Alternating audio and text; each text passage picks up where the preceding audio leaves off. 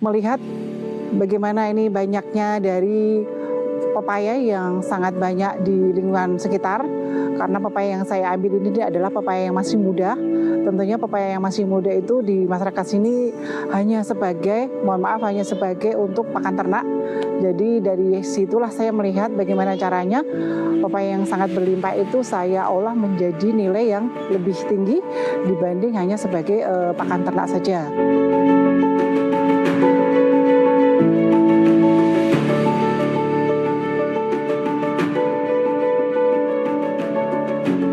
Saya hanya mengolah abon pepaya, tapi dari situ saya juga mengembangkan untuk olahan-olahan yang lain seperti kayak sale pepaya, terus permen pepaya, dodol pepaya, mustafa pepaya, keripik pepaya, itu saya mulai bikin, tapi memang yang pertama hanya ada abon pepaya.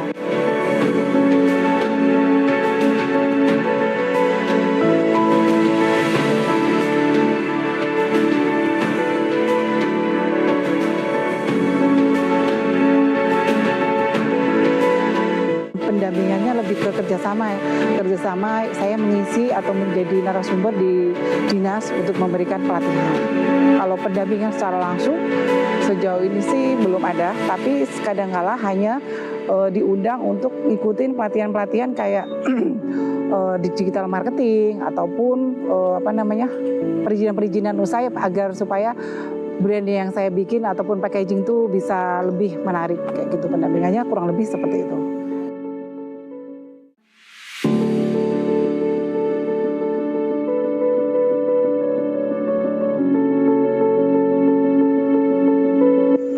Cara kita menanam pepaya, pertama kita memilih bibit yang berkualitas. Kebetulan hari ini saya perkenalkan, jadi bibit yang saya buat ini bibit buatan saya sendiri. Jadi cara pemilihan bibit ini saya memilih bibit yang kalau bahasa Jawa kita bilang nunggal. Jadi hanya satu pohon yang kita harapkan. Jadi kalau kita mau yang bulat, kita cari pohon yang nunggal yang bulat, atau kita cari yang panjang, kita cari bibit yang panjang yang nunggal, artinya tidak ada tanaman lain.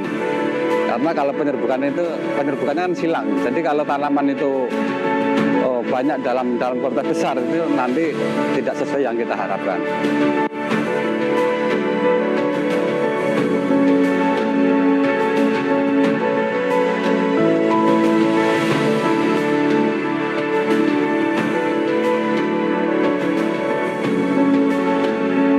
Pepaya memang sebagai produk unggulan desa kami, Pak.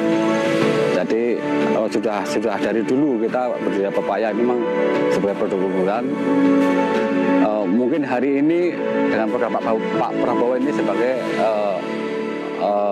program ketahanan pangan Pak Prabowo, mendukung program ketahanan pangan Pak Prabowo, Pak.